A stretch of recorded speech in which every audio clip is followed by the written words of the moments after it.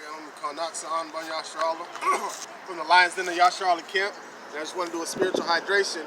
My hydration is going to be on the topic that we're going over in camp today, dealing with the that 70 nation sacrifice that's going to be happening 25th of September. All right, 2 days after the autumn equinox. You know, around times of equinoxes and changes in the environment. You know, these witches and magi's and sorcerers like to do their little wickedness, man, and they do a lot more wickedness around that time. They always doing wickedness, all right. But they're talking about making a sacrifice to reestablish the covenant, which was with Noah, right?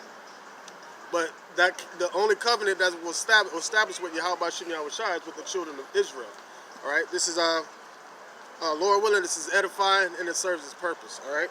This is Psalms chapter 50, verse 6. It says, "But unto the wicked, Yahweh saith, What hast thou to do to declare my statutes, or that thou shouldest take my covenant in thy mouth?" All right. So if you will, what are they to do to have to establish the statutes and the covenant of Yahweh Shem Yahushua in their mouth, seeing that they hate instruction? But he established a statute and covenant with the children of Israel. All right. So they were the only ones that will be able to make that sacrifice. And nowadays we present our bodies as a living sacrifice, right? Because the scriptures say obedience is better than sacrifice. Okay. Matter of fact, let me get this is Romans.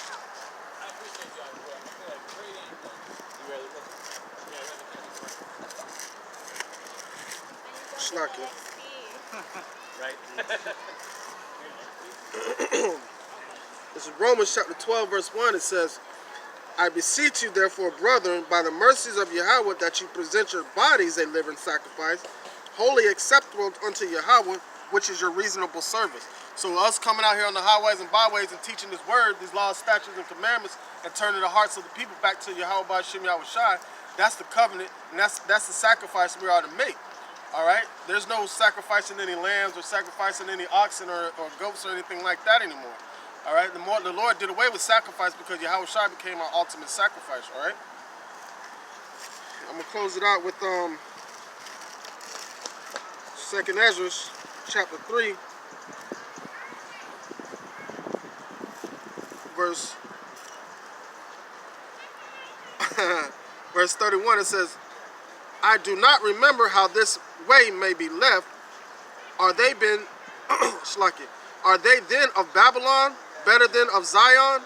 All right, because all that what they're doing is Babylonian worship. It goes back to the Tower of Babel, ancient Babylonian worship, Nimrod, Semiramis, and all those things. And that's what they're doing because they operate out of the Babylonian Talmud.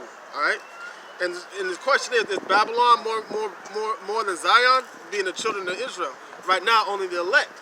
All right, it says, "Or is there any other people that knoweth thee besides Israel?"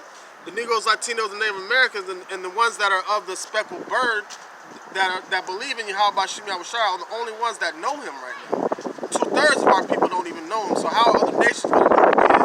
He's only known by the children of Israel. All right. It says, "Or what generation hath so beloved thy covenant as Jacob?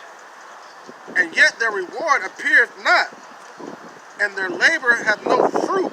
For I have gone here and there through the heathen, and I see that they flow with wealth, and think not upon thy commandments." All right, so they don't even think about the commandments of Yahweh Shem Yahushua. What the sacrifice, what they're doing is of commandments of men. All right, it doesn't have anything to do with the ordinance of the oracles of Yahweh Shem Yahushua. All right, it says, but they're rich and wealthy right now. Why? Because the earth was given into the hand of the wicked, and it said, be not jealous of wicked men, or be not jealous of the oppressors because of their wealth. All right, roughly paraphrasing. All right,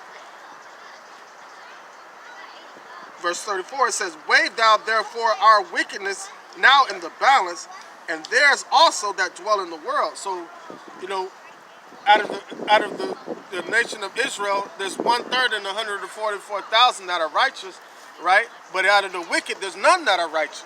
Okay, so weigh the wickedness of Israel and the wickedness of these other nations in the balance, all right? And see what do you come forth with.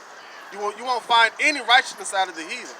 All right, it says, "Weigh thou therefore our wickedness now in the balance, and the others also that dwell in the world, and so shall thy name so shall thy name nowhere be found but in Israel.